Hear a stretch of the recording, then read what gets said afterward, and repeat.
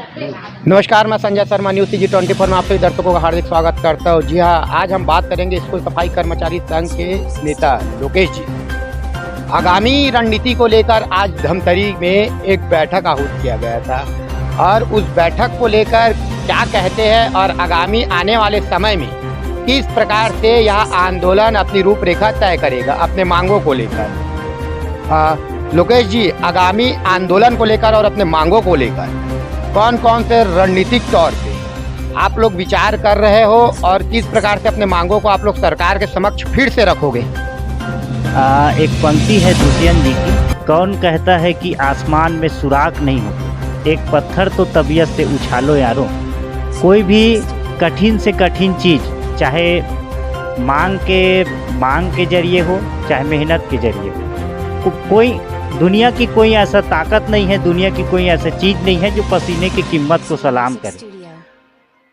हम अपने अधिकार को लेने के लिए 180 दिन की सघन और विस्फोटक कहा जाना चाहिए आंदोलन हमने रायपुर में छेड़ा था। फिर भी सरकार जो है भीख के तौर पे केवल 300 रुपये हमको देने का बात किया गया था, जिसका खंडन करते हुए मैं उसके मुंह पे 300 रुपये को भूपेश सरकार के मुंह पे मारता हूँ।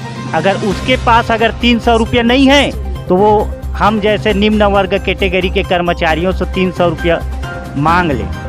और दूसरी ओर ये सरकार गरीबों की मसीहा की बात करता है, गरीबों के विकास की बात करता है। तो मैं ऐसे सरकार को पूछना चाहूँगा कि जिसके पेट भरे हुए हैं उसको खाना दोगे तो उसको क्या गुण लगेगा? नहीं लगेगा। अगर खाना उसी व्यक्ति को दो जिसके पेट खाली है।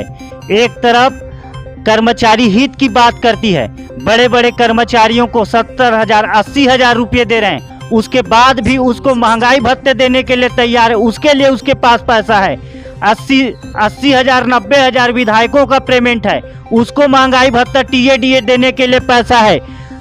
इतना सारा पैसा है उसके पास, लेकिन हम जैसे कर्मचारियों के लिए पैसा नहीं है। तो ये क्या विकास की परिभाषा है? मैं कहता हूं ऐसा विकास केवल कागज और भाषण तक ही सीमित है। असल विकास की परिभाषा को अगर मायने को सोचे तो सरकार नीचे लेवल की कर्मचारियों को, जो निम्न वर्ग कर्मचारी है, उसको उठाने का प्रयास करे। ये असल विकास की परिभाषा है। और भूपेश सरकार ये सोच ले कि हम 180 दिन की हड़ताल के पश्चात थक चुके हैं। ये आपकी गलत सोच है, ये केवल आपकी भ्रम है। इससे बड़ा आंदोलन होगा और इससे बड़े तोड़फोड़ होगा, जिसके जिम्मेदार सिर्फ और सिर्फ सरकार की होगी।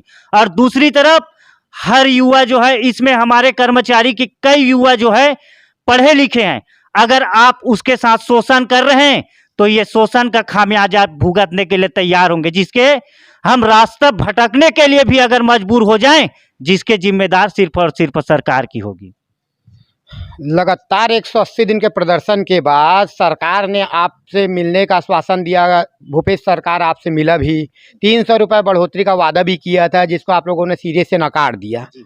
तो आने वाले समय में आंदोलन ऐसे कौन से रूपरेखा में जाएगा कि पूरा छत्तीसगढ़ भर में फैल के सरकार पे फिर से दबाव बना सके? जी, अभी तक तो केवल मीडिया पर या उसके कोई भी प्रतिनिधियों को केवल हम यही बोल रहे थे कि हम एक बहुत बड़ी ऐतिहासिक आंदोलन करेंगे।